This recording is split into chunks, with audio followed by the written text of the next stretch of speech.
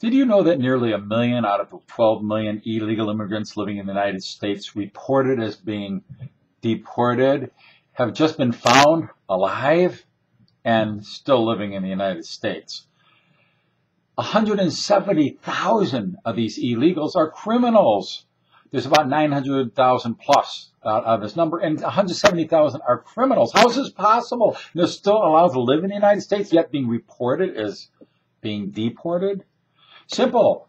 Barrack Hussein Obama keeps overwhelming the system, the infrastructure to make it fail. He follows chapter and verse right out of Rules for Radicals by Saul Alinsky. Oh, Saul Alinsky is the guy who put right there in the front of the book a dedication. I dedicate this book to Lucifer, as in Satan, because he was the quote-unquote first radical.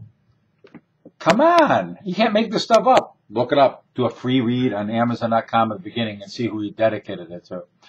But to show how further ludicrous this whole thing is, judges are, quote-unquote, deporting illegals, get this, in absentia.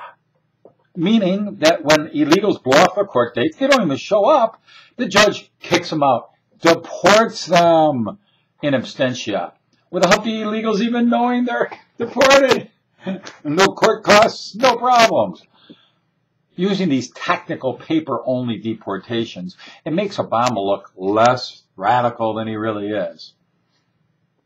The average person sees the statistics. They see 12 million living illegally. Maybe there's a little more, a little less. And, oh, good, 1 million got deported. Okay, delighted with that, but at least Obama's doing his job. Little do they know, he's not at all. These are virtual deportations. They're statistician numbers. They're made up out of thin air. There's no real deportations to speak of. They're still living in the United States. So 12 million minus 1 million equals 12 million. And on welfare and everything else they get out of taxpayer money. Of real citizens, of legal citizens who have to work 2 jobs to make sure they could pay the way for illegals to come in. Many of them are not working, and many of them, as I mentioned, are criminals. Is this not an impeachable offense?